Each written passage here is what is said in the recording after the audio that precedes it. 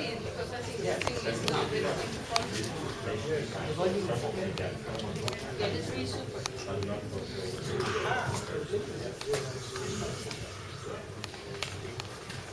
Oh, okay, I'll start. So, hi. Well, first off, I just want to say thank you to everyone. I know we have been working very hard for the past few days, and you've all done such great work. And Sam and I have just been so impressed with not only how well you work together, but just how thoughtful you are. And it was just a pleasure. It's been a pleasure to see you all work together and to see what great ideas you come up with. And the first presentation will be the policymaker group, who was focusing on that. And an interesting thing happened during our design process. It became clear early on with our research interviewees that we wanted to shift from just working with policymakers to policy stakeholders. So we kind of expanded in that respect to think of not only the people making the decisions, but people that really influence policy. So you'll see what they did with that. And also they decided that they wanted to focus on developing methods and tools to network with these policy stakeholders to share out the ILA learnings. And this is what they came up with. So I'll hand it over to the group to tell us about the project title and description, and then we'll watch the video and then talk about next steps. Okay? Okay. I'll give it to the group. I'll start with the our aims. This is the outcome of the work last 2 days. These were the design challenges that you mentioned, and we sort of developed really several goals. I mean, took together 2 of them, which was developing methods and tools to network with policy stakeholders, as you said.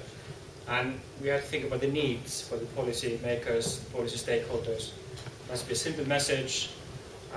We have to identify the stakeholders, and the discussion yesterday showed that it's not just about contacting national politicians or local politicians, but also NGOs, local people, ourselves, and we as a group are often the best people to move forward with the policy. So also share out then the IL best practice. And now Petra's going to answer his phone. It's a policymaker. Ali is calling. He's a politician. Take a message. He's still in karate. We tried to come up with a short description that described sort of our main aims, and very interesting. And we want to create a platform in a public space, actually an event that we'll show you on video, to catch people's attention. And it should be a thought-provoking, interactive experience, and it brings together different stakeholders for creating grassroots policy and sharing knowledge. So by looking at this one event, we're trying to combine all the different aspects of sustainability to grab people's attention. And this is what one group came up with, what they call the elevator pitch, and maybe someone in that group wants to explain. It's in the video. It's in the video, exactly. So it's only in the video.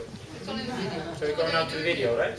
Yes. All right, we present to you The video. The video. Sustainable Daily Life.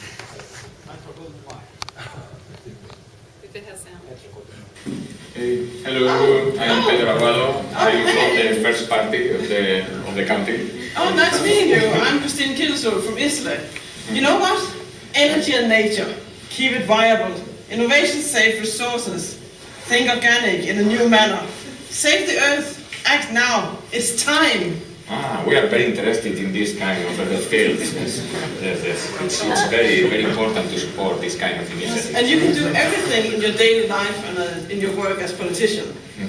Yeah. He's not really sure about it. I'm a local farmer. I rise with the sun and don't use electricity. In my morning, I eat in the breakfast vegetables from my garden. I'm very sustainable. And I'm going to the festival to sell my production. I'm Iko. I work at the office. I drive my car and speak on the phone while going to the office. And today I want to go to the festival tonight, this evening, because I think there's some local food I want to share. And I hear it's quite good. Maybe also It would be very good for the environment. My son, a teenager, is in the room playing computer games and using up all the electricity. So I want to go to the festival, learn about the new ways to get to renewable energy, which I've heard is quite interesting talk of there.